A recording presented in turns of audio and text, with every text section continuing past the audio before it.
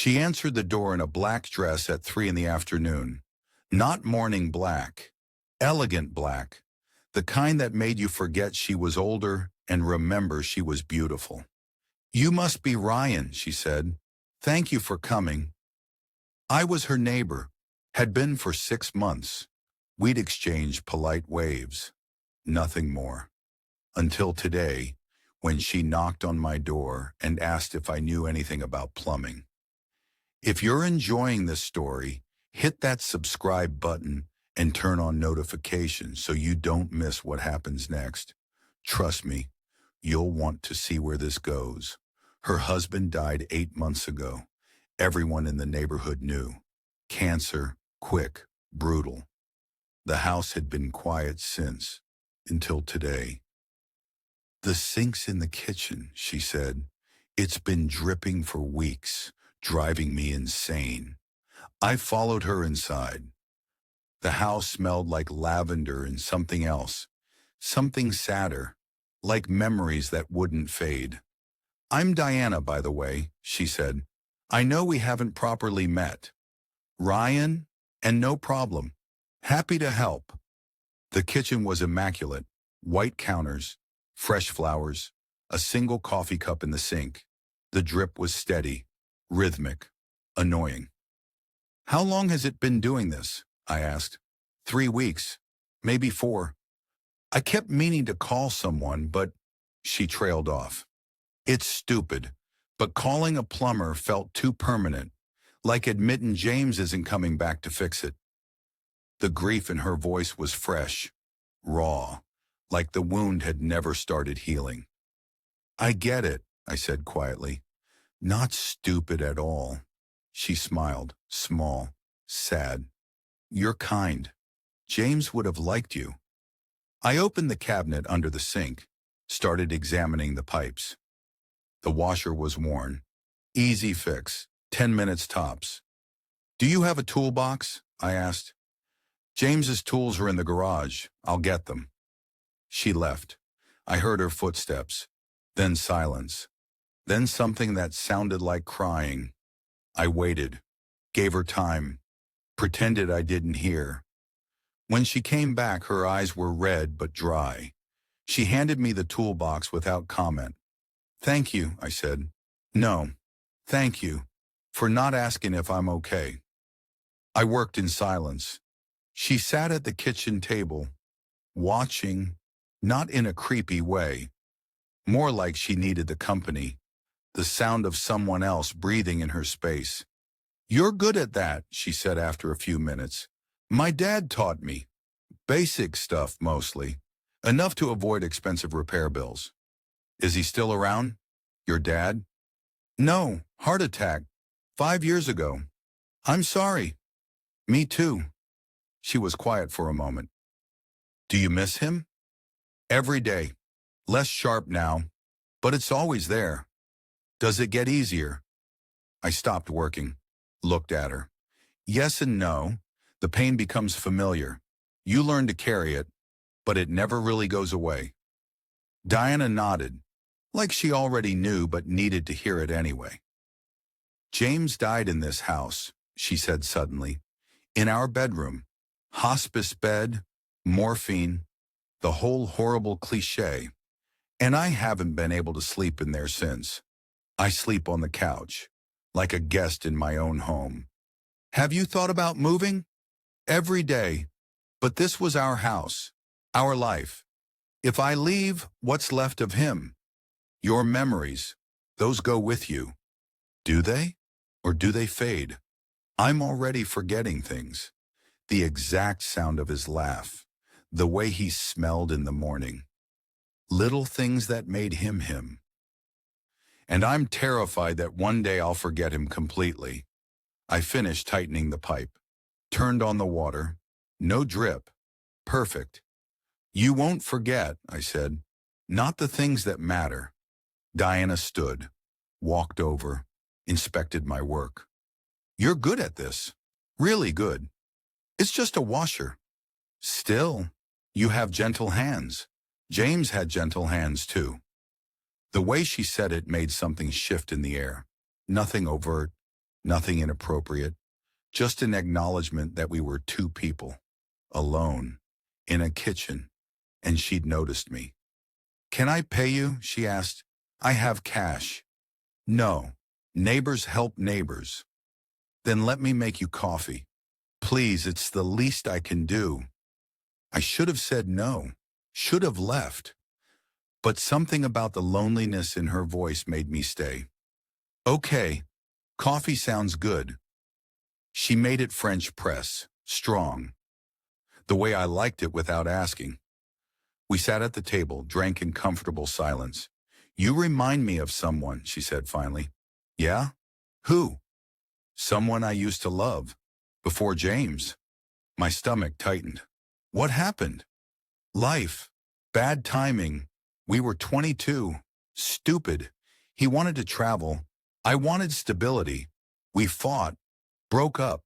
I married James 6 months later. Best decision I ever made. But sometimes I still wonder. Wonder what? What would have happened if I'd chosen differently?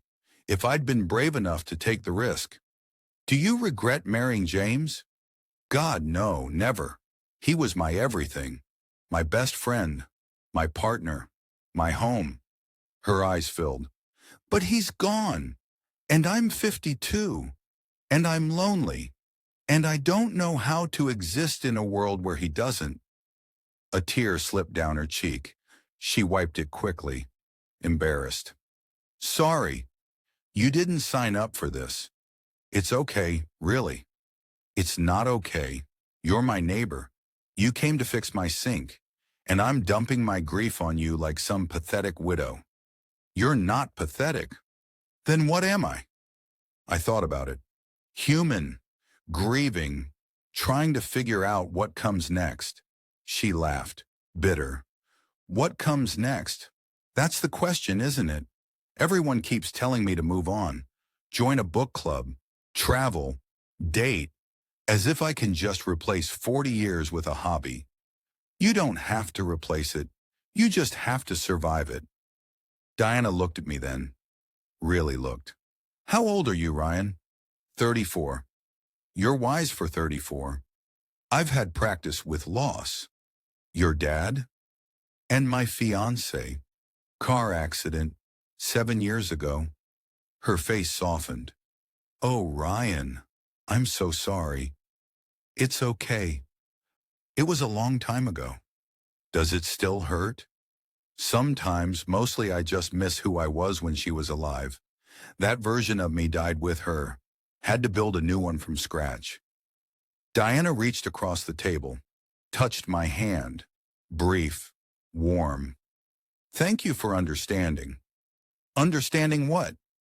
"That grief isn't linear, that you don't just get over it, that some days you're fine and some days you're drowning." I nodded. "Yeah, I get that." We sat there, her hand still on mine. Not romantic, just human connection. Two broken people acknowledging each other's pain. Then her phone rang. She pulled away, answered. "Hi, sweetie." "Yes, no, I'm fine. Just having coffee with the neighbor. He fixed the sink. I'll call you later." "Love you too." She hung up. My daughter, she checks on me 3 times a day. Thinks I'm going to do something stupid. "Are you?" "Some days I want to. Most days I'm just trying to get through breakfast." "That's enough. Getting through breakfast." Diana smiled. "You really do remind me of him. Danny, the one before James." "What happened to him?" "No idea. Last I heard he was in Thailand, teaching English, living the dream. Probably married with kids by now." "Do you ever look him up? Social media?" "No. What would be the point? That life is gone. That version of me is gone. All that's left is this."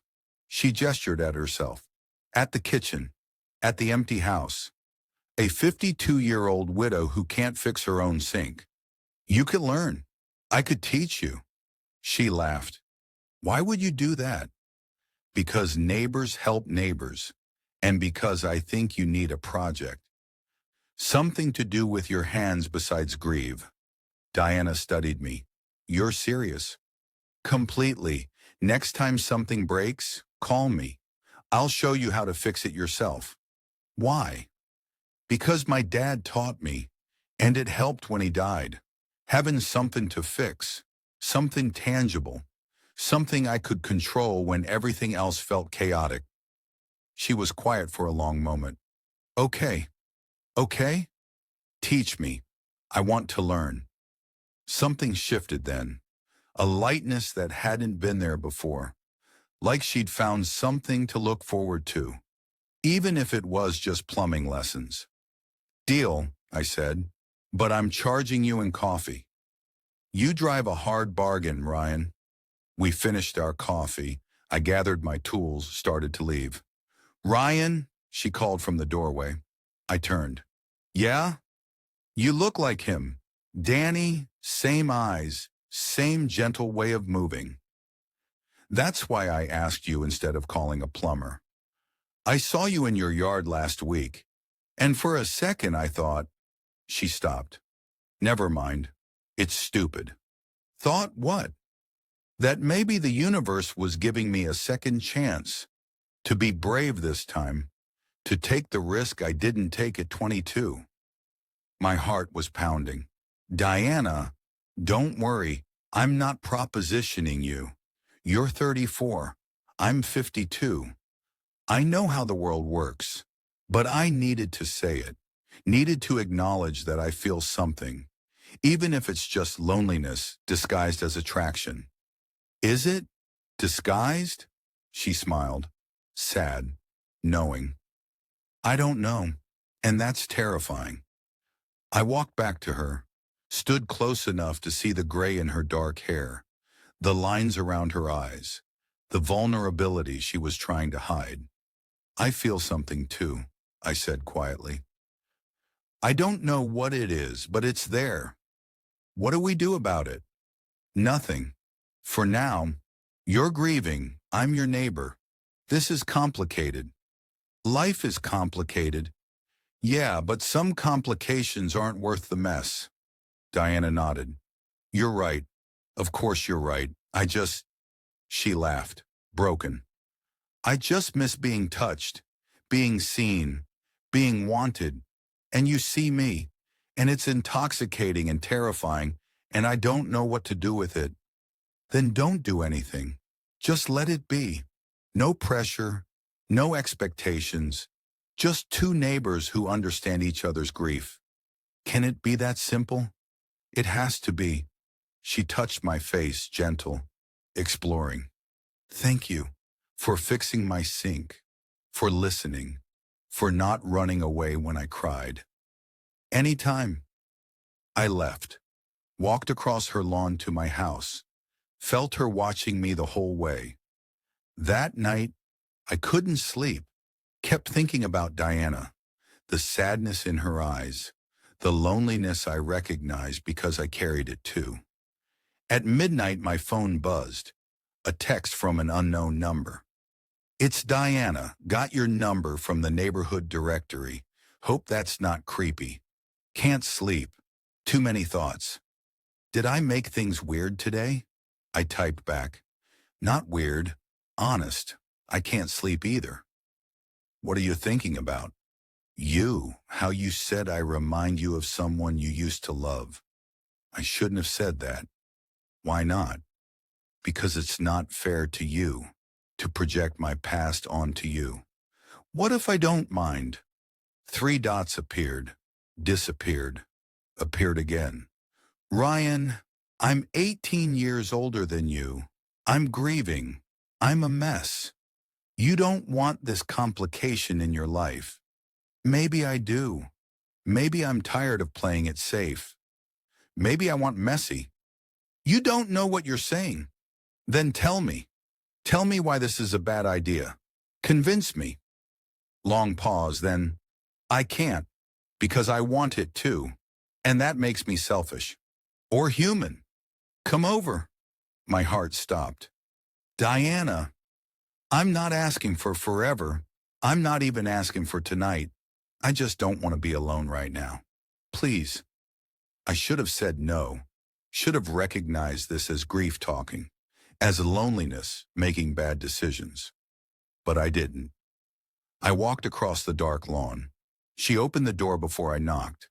Still in the black dress, still beautiful, still sad. "I'm scared," she whispered. "Of what?" "That I'm using you.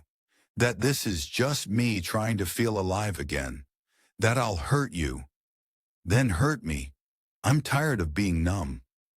She pulled me inside, closed the door. We stood in the dark entryway, not touching, just breathing the same air. "I don't know how to do this," she said.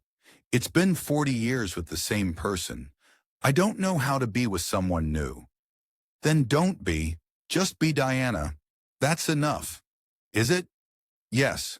She kissed me then, soft, tentative, like she was remembering how. I kissed her back, gentle, patient, no rush, no expectations. When we broke apart, she was crying. "I'm sorry," she said. "This is too much. Too soon. I thought I could do this, but it's okay. We don't have to do anything." "Then why are you here?" "Because you asked, and because I don't want to be alone either." We moved to the couch, sat in the darkness. She laid her head on my shoulder. I wrapped my arm around her. We stayed like that for hours, not talking, not moving, just existing together. At dawn, she fell asleep. I stayed. Watched the sun come up through her windows. Wondered what the hell I was doing. My phone buzzed. My sister. "Where are you? You missed breakfast." I'd forgotten. Sunday breakfast. Our tradition since Dad died. I carefully moved Diana, covered her with a blanket, left a note. "Had to go. Call me when you wake up." I slipped out, drove to my sister's house. She opened the door with her arms crossed. "Where were you?" "Long story." "I have time." I told her everything. The sink, the coffee, the conversation, the kiss, the night on the couch. She listened without interrupting. Then, "Are you insane?" "Probably." "Ryan, she's grieving.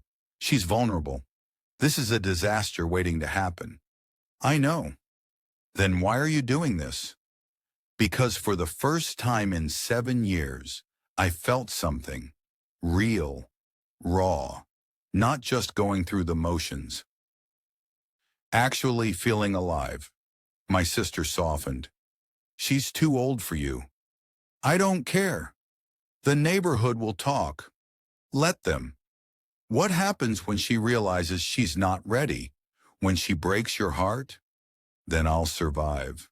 Like I survived losing Emma. Like I survived losing Dad. I'm good at surviving." "That's not living, Ryan." "I know, that's why I'm doing this." She sighed. "You're impossible." I learned from the best. We ate breakfast, talked about other things, but I couldn't focus. Kept checking my phone, waiting for Diana to text. It finally came at noon. "Thank you for last night, and I'm sorry. I shouldn't have put you in that position. Can we pretend it didn't happen?" My heart sank. I typed back, "If that's what you want, it's what's smart."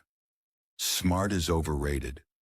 Ryan, please, don't make this harder than it is. Then tell me you didn't feel anything. Tell me last night meant nothing. Tell me I'm just a substitute for Danny or James or whoever you're really thinking about. Long pause, then, "I can't tell you that because it would be a lie." "Then stop running." "I'm not running. I'm being realistic. This can't work." "Why not?" "Because I'm not ready. Because you're too young. Because the neighborhood will judge us. Because my daughter will think I've lost my mind. Because James has only been gone 8 months. Because there are 1,000 reasons this is wrong." "And how many reasons is it right?" Another pause, then, "One, but it's a big one." "What is it?" "You make me want to try, to be brave." To take the risk I didn't take at 22, and that terrifies me. I drove back to her house, knocked on the door. She answered in jeans and a sweater, eyes red from crying. "What are you doing here?" she asked. "Taking the risk with you." "Ryan, I don't care about the age difference. I don't care what people think. I don't care about smart or realistic or any of it. I care about you. And I think you care about me. And maybe that's enough to start with." Tears streamed down her face. "You don't understand what you're asking." "Then explain it to me." "I'm broken, Ryan. James's death broke something in me, and I don't know if it can be fixed. I don't know if I can love someone the way they deserve. I don't know if I have anything left to give. I'm not asking for everything. I'm just asking for a chance." She looked at me, really looked, like she was seeing me for the first time. "What if I hurt you?" "Then you hurt me." "What if I can't be what you need?" "Then we figure it out together." "What if this is the biggest mistake either of us ever makes?" "Then at least we made it together." Diana laughed. "Broken, beautiful. You're relentless. Only about things that matter." She pulled me inside, closed the door. We stood in her entryway, the same spot as last night, but different, lighter, hopeful. "Okay," she said quietly. "Okay? Let's try.